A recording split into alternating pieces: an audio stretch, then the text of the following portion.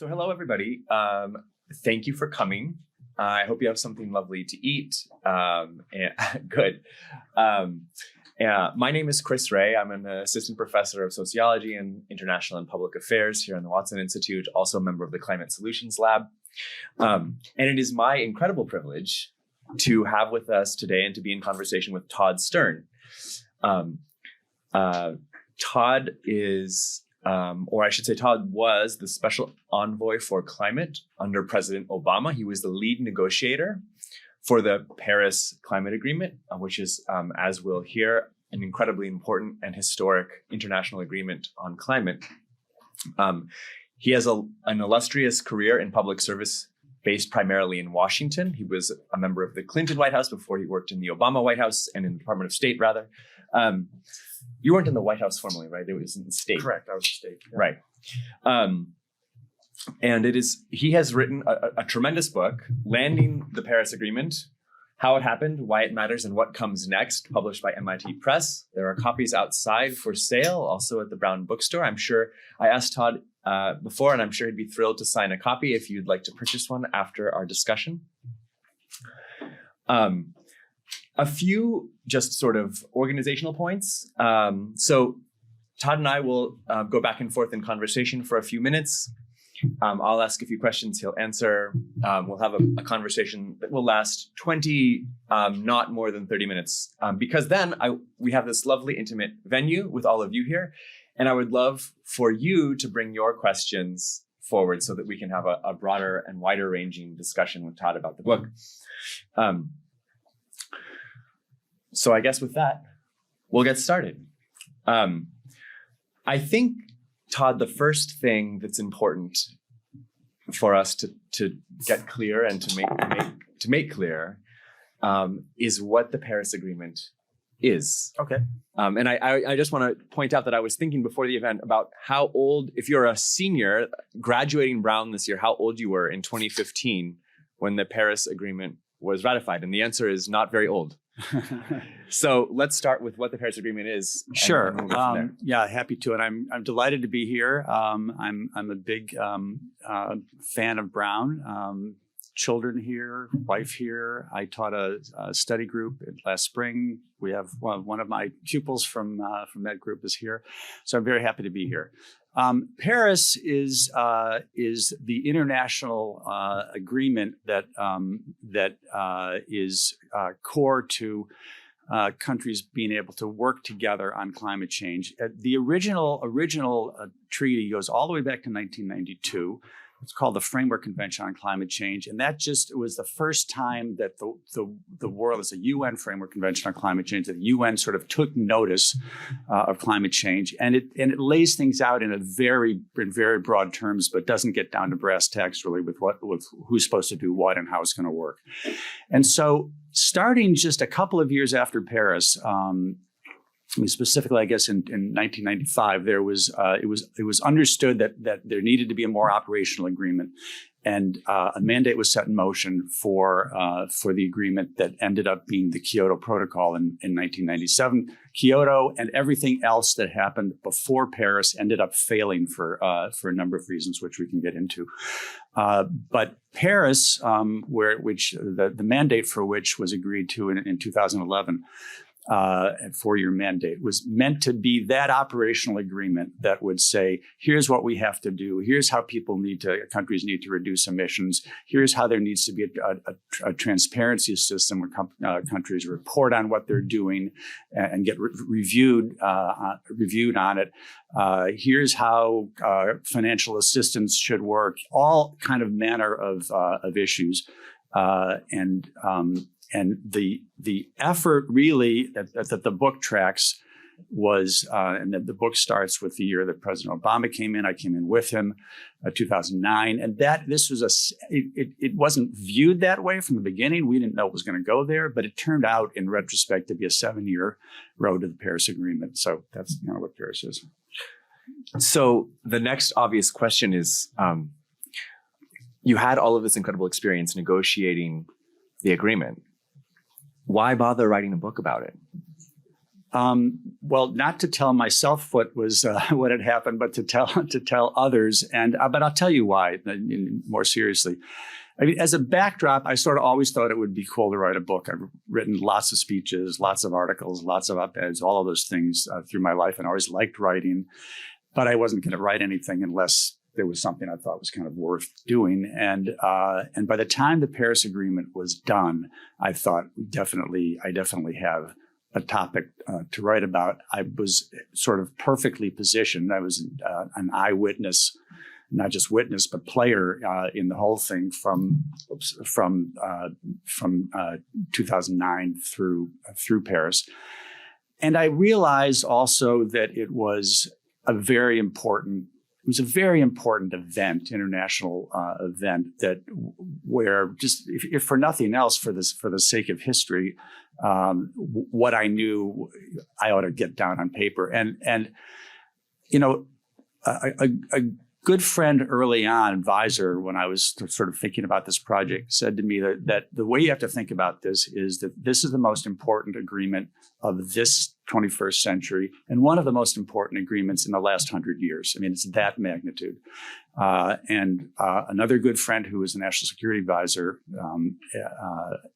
when I was doing my work afterwards sent me a note of congratulations and said, this is one of the most important and most impressive diplomatic achievements ever, right? I mean, so it's very difficult. We can talk about why it's difficult also, but that's why I thought it was worth doing, and it took me a long time. So that raises an interesting question. The book is fabulously written. I highly encourage all of you to buy a copy and to read it carefully. But if you read it, you'll be struck first by this photo on the front. And we can see President Obama here. Next to him is Hillary Clinton. Todd is, I think, just right here. A deeply sleep-deprived me, yes. And I will say also, notably, a non-gray haired Obama, a very young-looking Obama. Yeah. And when I saw that, I thought, Obama, this is clearly not Obama in 2015, right? If you observe Obama through his presidency, you'll see that he came in quite young-looking and energetic, right? And he left considerably grayer, shall we say, right? And so I thought to myself, this is a funny picture. A book about Paris has a picture of Obama that doesn't seem to be from the year, the penultimate or the final year of his presidency. It seems to be earlier. And in fact, I got about 50 pages into the book and there's a description of the picture. And the photo is of negotiations in Copenhagen. Right. For those of you who are not familiar, Copenhagen was widely panned as a dismal failure. And so I'm curious if you could explain to us why in a book about the Paris Climate Agreement, you would put a picture, besides the fact that you and Obama are both in it, on the front of a negotiation, a picture of a negotiation that was deemed a failure. That's not even of the negotiation the book's actually about. Right. So, very good question. It's a great photo, by the way. But so the negotiation really you need that 7 years of the negotiation to understand what happened. And the first year was indeed Copenhagen. And exactly as you said, Chris, Copenhagen was dismissed as a failure, and is still considered that way in most quarters of climate people and stuff around the world. But we never looked at it that way. What Paris was for sure was a mess, chaotic, kind of out of control. Lots of things went wrong, but it is what I would say is it was the most chaotic, dramatic, kind of mind-bending, and one of the most important agreements in the course of those 7 years. And the seemingly meager thing that came out of it, which is about a 2.5-page document called the Copenhagen Accord, which the parties did not adopt. there was a revolt on again, all of these things take some, I could explain, but it would take too long. But let's just say at the very end, after negotiators, usually a smaller number out of the 195 countries that are there end up, maybe you've got 30 ending up getting the deal finally negotiated. But then it's got to get approved by the full plenary, as they call it, all 195 countries. And in some treaty organizations, that means there's a vote. You need 50%, you need 60%, whatever. In climate change, you need everybody. It operates by consensus, which is a little bit crazy, but that's the way it works. So if you have, maybe you can look past one or two objectors who aren't regarded as that important, but fundamentally you have to have everybody on board. So the Copenhagen Accord at the end, after a big battle to save it from being completely thrown in the trash basket, it ended up being taken note of, and so it lived, even though it was not fully it was not adopted. But there were key elements of the Copenhagen Accord, which ended up being crucial all the way through to Paris. And maybe I just need to back up for a second. I kind of gave you a sense of why these negotiations are so hard. If you think about so many countries that all have to agree. Also, you have a kind of a backdrop that climate change is caused by burning fossil fuels. Burning fossil fuels are what you do to run economies. Power, transportation, heavy industry, buildings, heat and cooling, all of that. Less now, but still a lot now. And traditionally, it was all from fossil fuels. And you had developing countries thinking, wait a minute, we didn't cause this problem. Why are we being asked to try to fix it in ways that might interfere with our own ability to grow? So you had a lot of animosity from developing countries toward developed. You actually had these two groups categorized into two different blocks. One, basically developed and developing countries. It had a formal name. It doesn't matter. So that was quite crucial. And all of these countries were grouped into different blocks with different views. And again, you had to get everybody on board. So that was really hard, just inherently. There was also something that was extremely important from the beginning, which was that, remember that Kyoto agreement that I mentioned earlier? Kyoto fundamentally failed in the end because Kyoto was built on a structure that said there are two completely distinct groups of countries. There is, in effect, a firewall between them. All action has to come from developed countries, nothing from developing.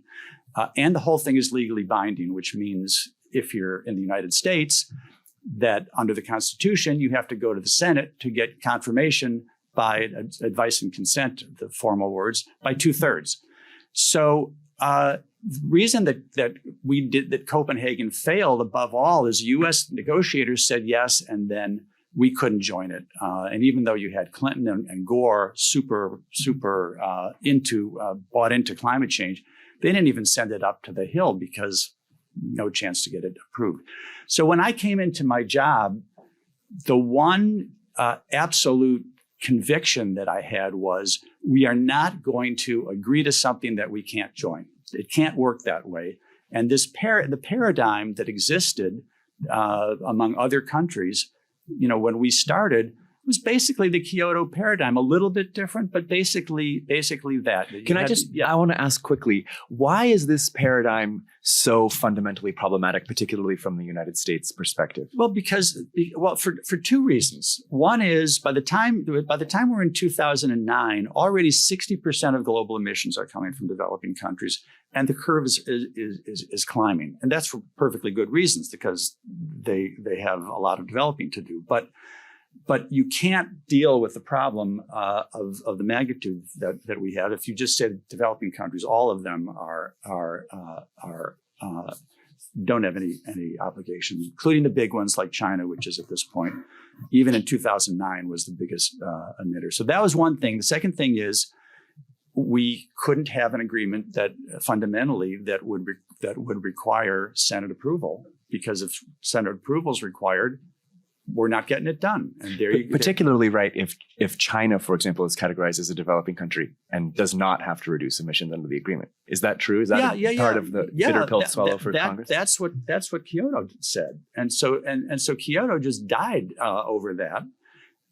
And I mean, it kept functioning, but if you don't have the U.S. in the game, you don't have much of an agreement, particularly this kind when you're working to reduce emissions and et cetera. So let's go back to the firewall point. I think this is really important. The way that you've spun it and the way that you tell it in the book, breaking through that firewall is the crucial secret sauce of Paris. It allows the unanimous agreement or close to unanimous agreement that gets the agreement done in the end in 2015. Others, I think, would say that part of the problem with Paris is that it lacks any teeth, right? Mm-hmm. That because it's not legally binding, countries don't actually have to agree to reduce emissions, or they can say that they will, but if they don't, there's no repercussions. Mm-hmm. So how should we think about the success of Paris if, in fact, there's no sort of formal mechanism of accountability that comes from breaking down that firewall, perhaps, or is linked to that breaking down? So I will answer that question. I want to just make one finishing remark. So what I said earlier makes sense with respect to the Copenhagen Accord. Copenhagen did not knock that wall down. It started to chip away at it, though. It was a short, like I said, short 2.5-page agreement. It was not legally binding, although countries had a vision of doing legally binding down the road. And all countries, developing countries, didn't have to submit their own targets, but we knew that the major ones were going to. We knew this. Okay, this is another digression. We knew this because we had started an organization called the Major Economies Forum, which is a mix, sort of like the G20, a mix of developed and developing countries. And we knew from many meetings that we had that year that China, India, Brazil, South Africa, Indonesia, et cetera, were all on board to submit something that they were going to do. So that was already again, it didn't knock down the wall, but it was a step in the right direction. That's one of the reasons why I say it was so important. So now you ask me why we should think Paris is so good because it doesn't have teeth. So it would have been not possible to have an agreement with teeth in the sense that that it was going to be legally binding for everybody, because the same reason. Again, you wouldn't have the U.S. in it, and the other, you wouldn't have the U.S. But you also the major developing countries did not want that either. I mean, once they knew that the U.S. wouldn't do it, they took every opportunity to say, "Well, we'll do it." I mean, if the U.S. does, but they didn't. They particularly India and China were pretty dead set against that. I don't think that weakens the agreement. Actually, I think if anything, it probably makes it stronger, because the notion of a nationally determined way of going about your targets is something that frees countries up to not feel that they're getting something shoved down their throat. It comes with a legally binding transparency system, which is part of Paris. Again, that's countries reporting on what they've done and getting examined by an international expert group to look at the report that they submit, and a bunch of other provisions in the Paris Agreement that are binding. Paris is not a non-binding. Paris is a legal agreement. It's the legal agreement which is innovative and somewhat unusual, although not unique, where some parts of it are legally binding and some parts of it are not legally binding. And there are also different kinds of provisions which can be put in and which are in Paris, which are sort of soft laws. So countries are legally required to put in a new target every 5 years. There's a 5-year cycle for that. There's also a 5-year cycle on a staggered basis called the global stocktake, where we look at what in the aggregate what countries are doing. But so you've got this 5-year cycles for countries to put in their individual targets, but the agreement also says that each target should be better than the one before it, and should actually be put in at a country's highest level of ambition meaning that it's going to be strong, kind of recognizing their own level of development. That's not law. That's sort of soft law. You got to put it in. We are strongly, strongly encouraging you to make it stronger than before, and indeed the strongest you possibly can. Now, will countries do that? Sometimes yes, sometimes no. The degree to which countries will do that or not is going to have a hell of a lot to do with whether this is really successful. But I'll tell you something else. If it was legally binding and countries didn't do that, what do you think would happen? Nothing, right? There's very few legally binding agreements that have punitive measures negotiated for what happens if you don't do it. There are some, but it's really hard to do. And even if the countries in Paris, and it was okay with the United States, the countries in Paris said, yes, we'll do it legally. Everything's legally binding. There's no way in hell they would have agreed to legally binding punitive measures. So this raises a really interesting question, I think, and I want to link it back to the Copenhagen point earlier. We had a discussion in this very room, at least ostensibly, we didn't end up talking about it that much, just a few days ago, that was linked to disinformation and misinformation. Disinformation, of course, is not what we're talking about here. That's something a little bit different, although we're seeing it in political discourse at the moment with respect to hurricanes and so on. But misinformation is sort of broadly construed misunderstandings. And so you're making me think that, one, many of us may fundamentally misunderstand Copenhagen, first. And second, that's why they have to buy the book. Right. And so second, and the criticisms of Paris may not actually hold much water if we think about how multilateral international agreements actually work. So is there a broader lesson lurking here about misunderstanding or rethinking the sort of public narratives about climate negotiation? Well, look, I mean, I hope so.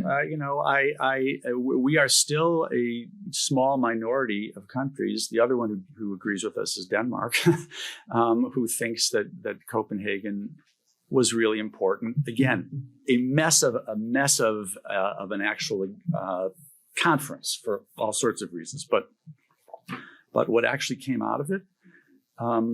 No, I hope that will be seen as, yes, that was important. And I absolutely think that the seeds, I mean, it's not like you got from Copenhagen straight to Paris, but the seeds of Paris were planted there. Mm-hmm. And again, not that we knew that important seeds were planted. We didn't have any idea that this was going to, at that point, that we were going to go into something that would get us to Paris. Yeah.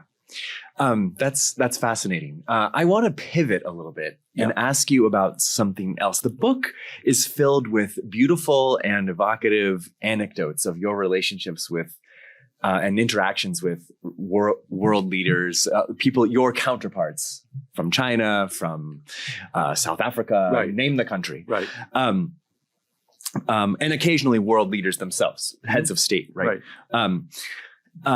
When we think about international relations, we often think about sort of the interests of countries, the economic interests in particular, geopolitical, military strategy interests, and things like this. But the book is filled actually with anecdotes about sort of personal connections, right? I'll just read a couple, just random bits. You should read for yourself in the book. There's dozens, maybe even 100 or more in the book, right? Here's a discussion of talking with folks. I believe in Paris, but pre-Paris agreement itself, or early pre-COP perhaps. The dinner was long and the discussion was a bit rambling, but that was fine. Tony's objective was to build relationships and solidarity. And the meal did both of those things. I'll jump ahead a little bit to another quote that's sort of similar in spirit. The special sauce of our first generation MEF meetings was their intimate back and forth, iterative character. And we should strive to recreate that, certainly the Sherpa meetings and as much as possible in other meetings later on. That was actually not the best example. I'll give you one more, right? They could see that we all cared about their views. This is a discussion with Egyptian leaders. They could see that we all cared about their views and we liked each other. All of these factors might prove valuable at the Paris COP and the final compromises we sorted out. There's a million other, perhaps not a million, but dozens, like I said, examples of these kinds of things. And it suggests to me that in the end, agreements like this really are much less about geopolitical strategy than they are about the ability to connect as a human being with other people who are negotiating with you around these things. Could you speak a little bit about the role of those relationships? Yeah, sure. So you can never forget that any negotiator is going to be very focused on what their own country's objectives are, what their own countries are looking for in an agreement, the red lines that they don't want passed. So the larger kind of impact of national interests as negotiators understand them is absolutely central, and no matter how good a relationship you have with other people. But having said that, I always thought, and I think people on my team did as well, that the way you negotiated with others and the way you approached others made a huge difference in many ways. And for starters, you need to, when you're negotiating, you need to really try to listen, not just talk, and listen in a way that you try to think about how you would be in the other person's shoes, to really try to get where they're coming from. It doesn't mean you give away points that are important to us or vice versa, but have that kind of perspective to try to build up trust. And that's a word that in the negotiating world you hear all the time. And if you haven't built it up, you're in trouble. So I think that's quite important.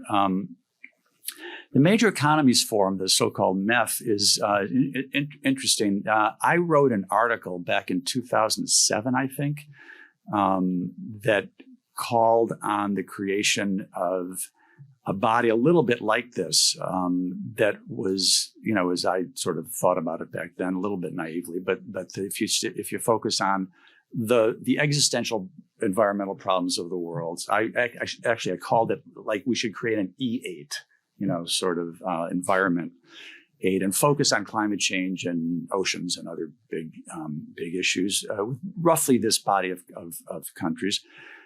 Because you need a forum, and I thought about this because of the two COP. The COP is the name of the Conference of the Parties. So each year there is a COP on climate change toward November, December.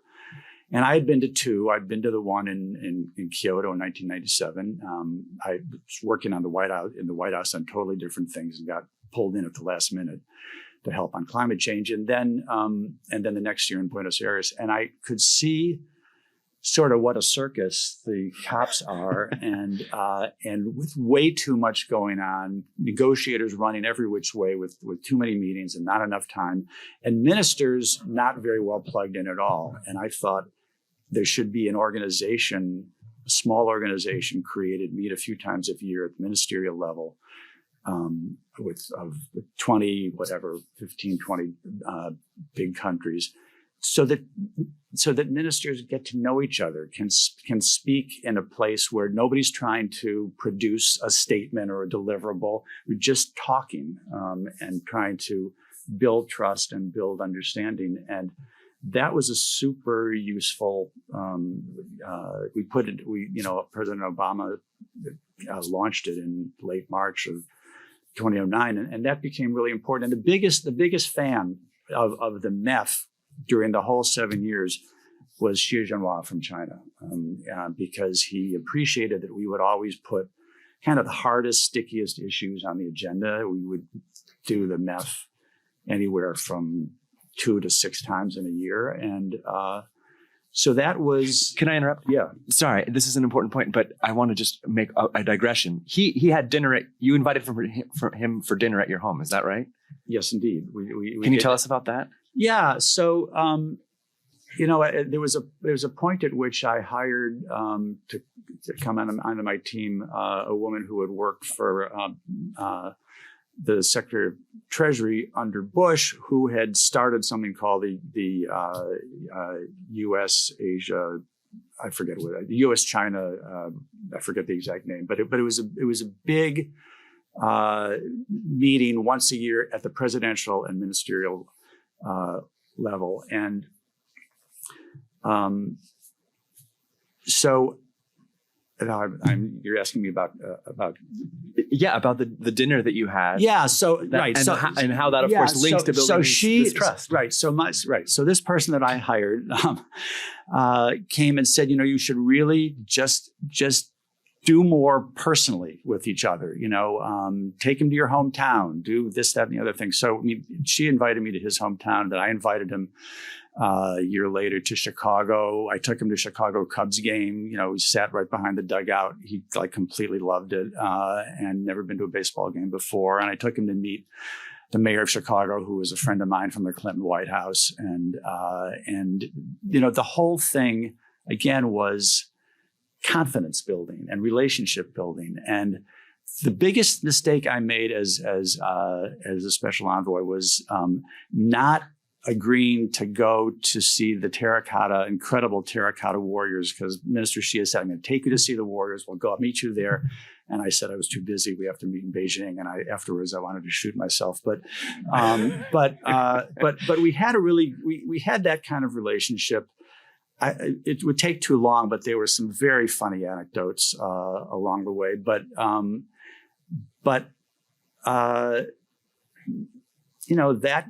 That's all money in the bank, and we're actually really good friends now. I mean, we've stayed in close touch, and I'm seeing him in Paris in I think October 28th. I think this is a couple of weeks from now. That's remarkable and lovely. I would love to keep asking you about this and this line of questioning, but I do want to give time for the audience to ask some questions. So I'll end with one little bit. So for context, the next COP is about to happen. It's just a month or so away, right? Yep. And in that agreement, in that negotiation, or in that meeting, I should say, the countries will submit their revised nationally defined contributions. Not quite yet. That's going to come in February, but there'll be a huge amount of talk about that. Yeah. Okay, right. So it's a consequential COP, I think, right, in relation to Paris in particular, and because of finance, which I can explain if necessary. But, right. But those two issues are going to be big. Right. So, with that in mind, with that as a backdrop, and also with the presidential election looming in the United States. A very close election, no doubt. I think we're all wondering what's going to happen. And in the end of the book, you mean at the COP. At the COP and with the election, right? Which will have consequences, I'm sure. The mood in the COP, I imagine, could be dramatically different depending on how the election turns out.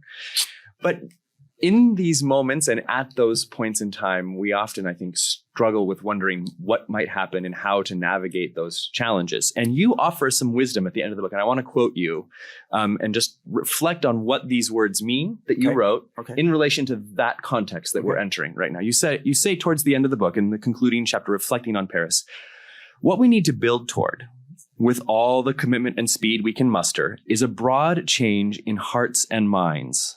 Normative change that can demonstrate to political leaders that their future depends on taking strong, unequivocal action to protect our world.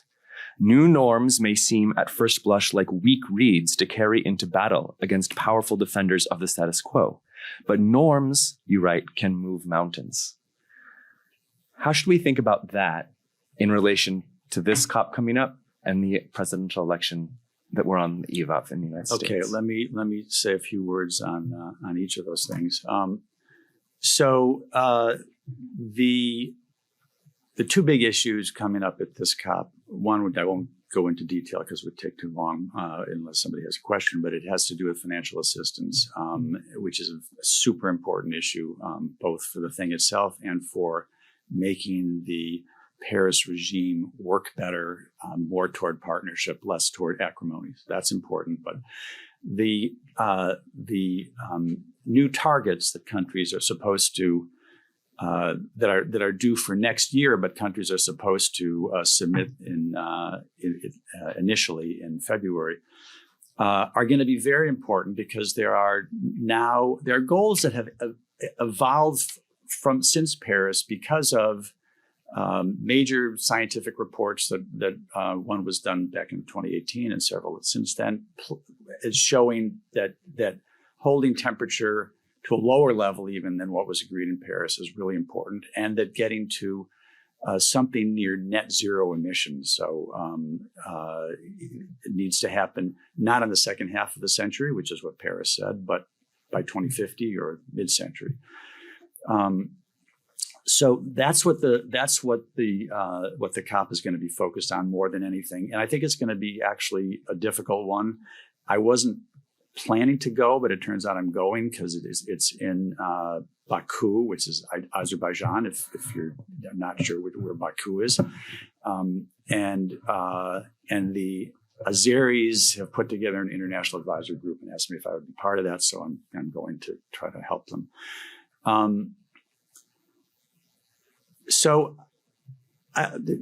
Let's now come in onto the norms question, and it will tie back up to what countries do.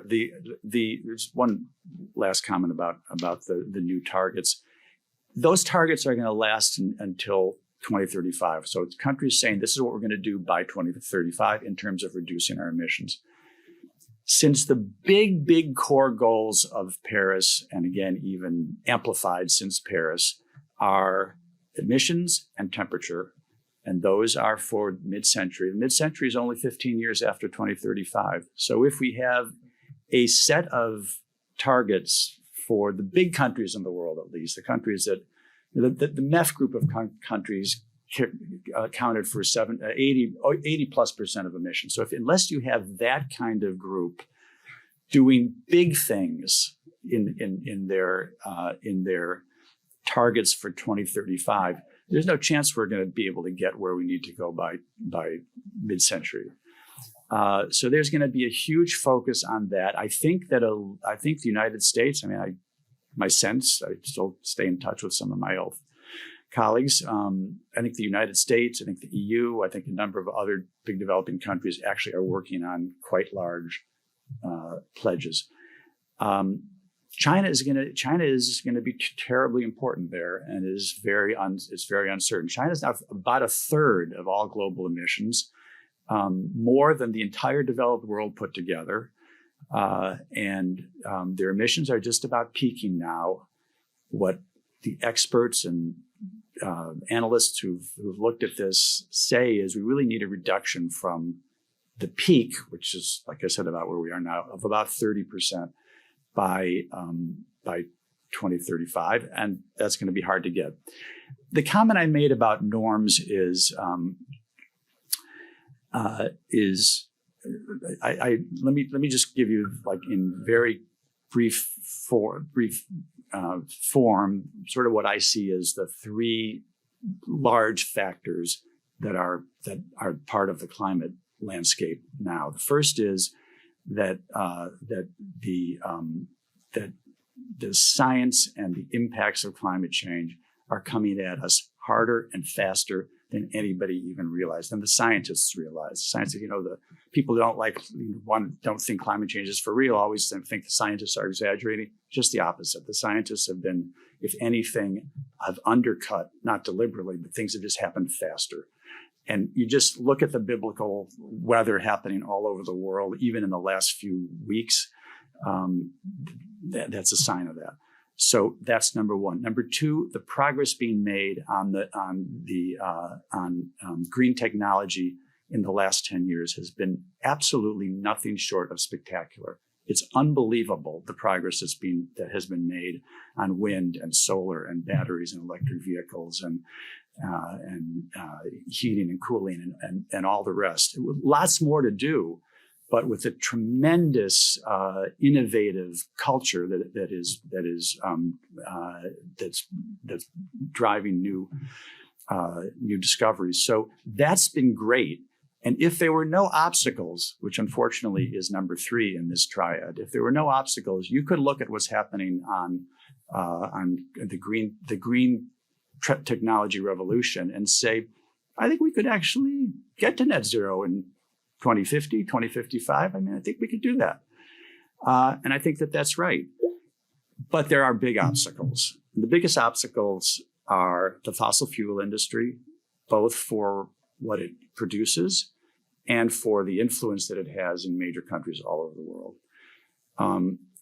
And I think that, and it's also the case that you have, you have politicians who, even if they think climate change is important, they've got to worry about the economy and jobs and the next election, a lot of other things. So it's important, but not important enough.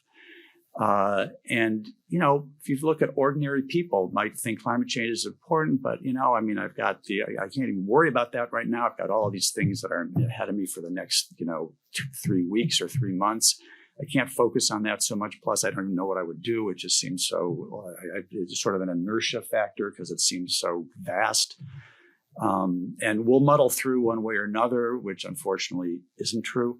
So there's all sorts of reasons why there's not enough coming. There's a lot from so-called civil society, a lot, but not enough.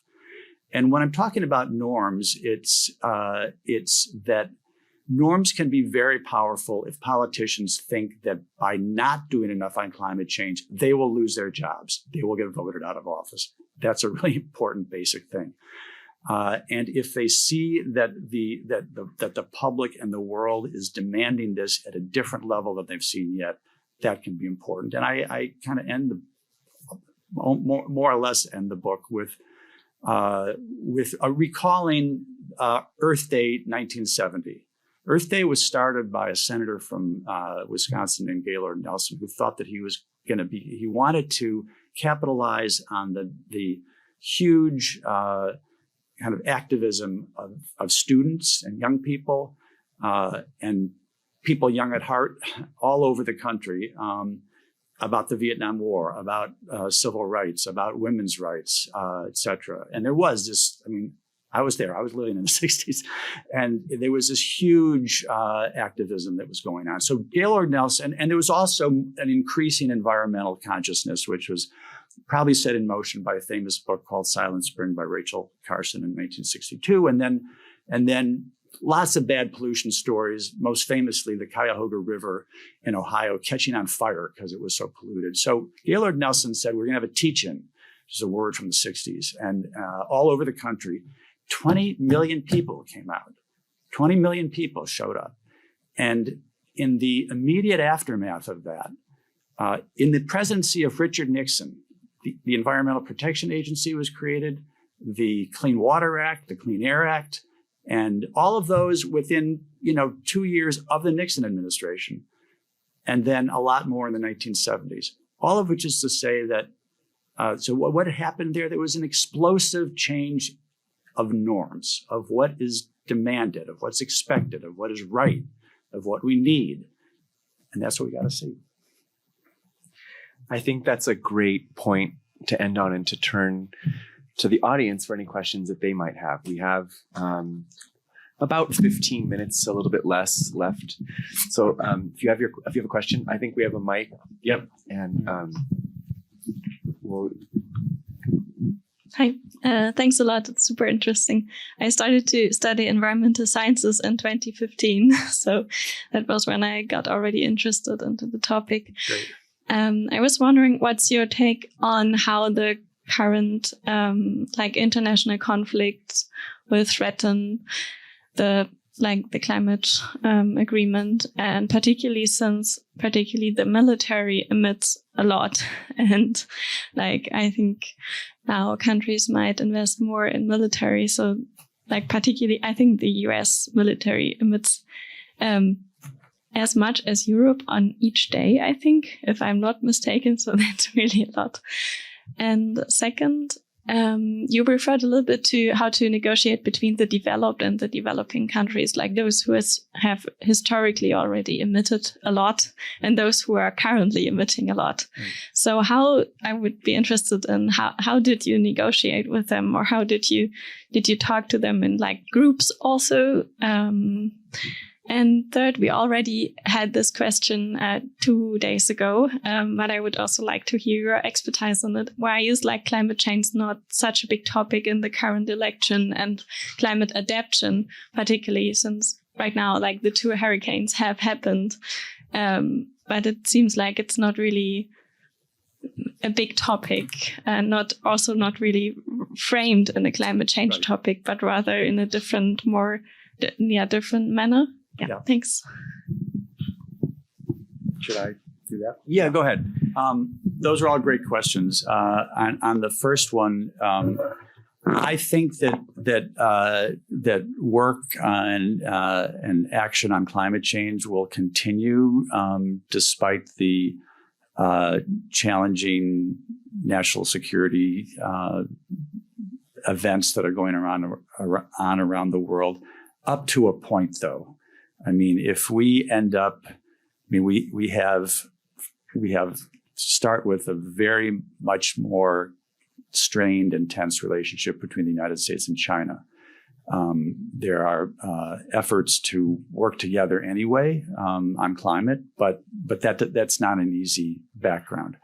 We've obviously got real conflict in Ukraine, and which is threatening all of Europe. And you have the Middle East, and all of those things are volatile. I think you could get to a point that it would be hard to get people to focus too much on climate change if these things really kind of blow up out of control. I think where it is now, it's difficult, but the climate negotiations will go on. And but that's about what I could say on that. On negotiating with developing countries, so.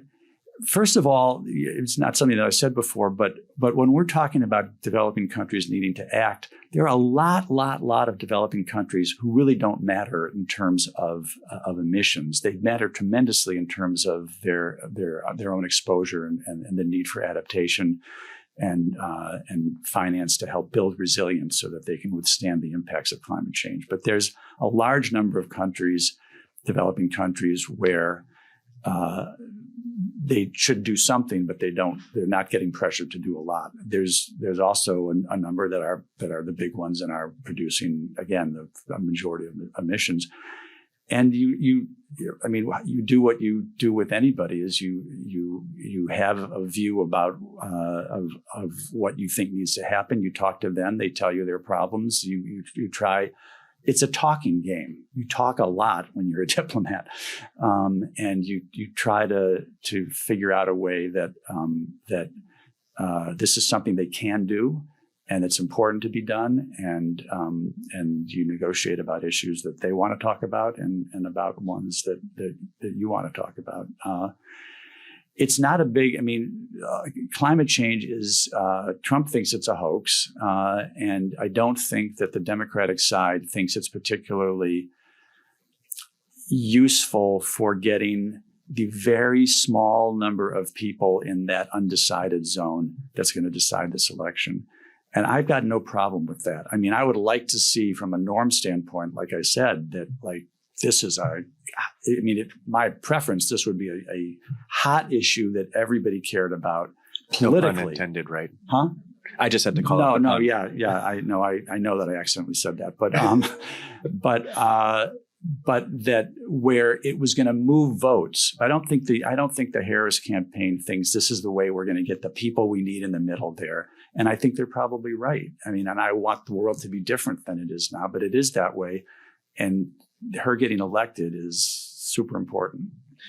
I might just say maybe a hypothesis would be that the norms building project can only work contingent on that electoral outcome, right?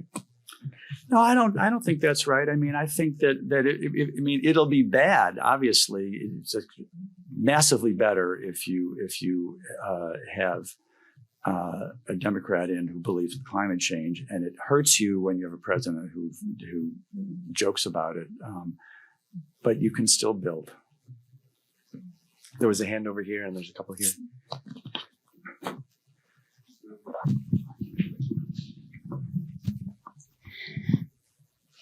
Sorry, I wrote my question down, but okay. I'm intrigued about, you mentioned your friendship with China's president. Yeah. So how are you able to build this friendship while also keeping in mind that he's running an authoritarian regime full of censorship in China? And I guess my general question is, how do you reconcile the need for cooperation with world leaders and the fact that they might have very different views on running their country, views that like oppose our liberal order? Yeah. So one really important thing, my friend, Minister Xi, President of China, President Xi, not the same person. So that's a perfectly understandable mistake. But I have not ever met President Xi, and I it would be extremely difficult to have a good relationship with him from my point of view, although I would try if I was ever going to meet him.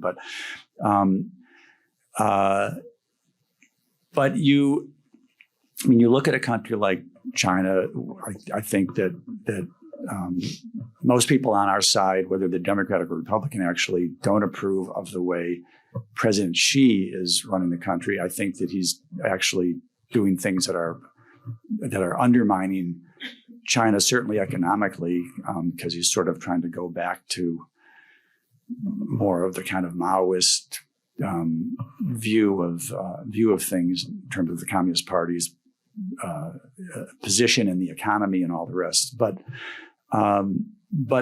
even knowing that you might agree or disagree with what China's doing at a larger level, it's super important to try to work with them on climate change, to try to encourage them to take the right sorts of steps and to try to have a cordial and good relationship.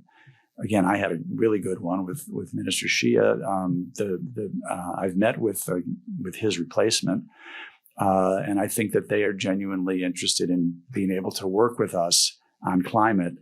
And you'd have to do that, whether you like the larger regime or not.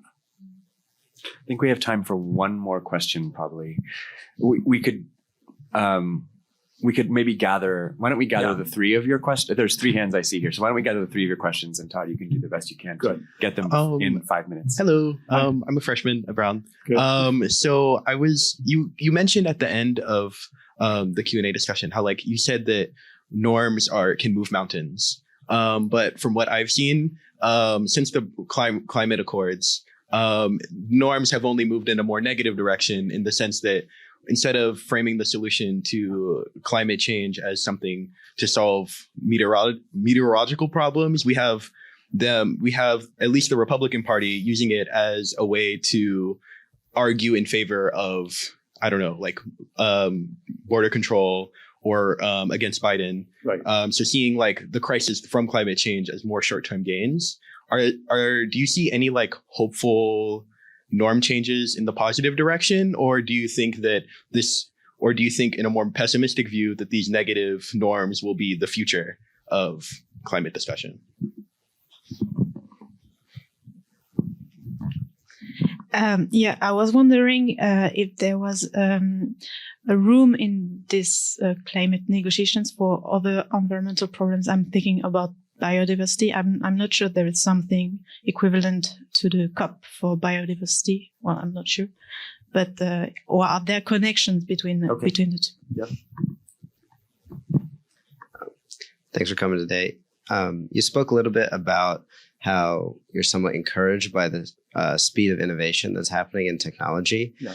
And I was wondering if you have any thoughts on the 100% tariff on Chinese EVs, and specifically if, aside from data or electoral politics, data concerns or electoral politics, if there's a reason we don't want Americans buying cheap subsidized EVs from China. A great batch of questions to end on. Yeah, so I will try to answer quickly.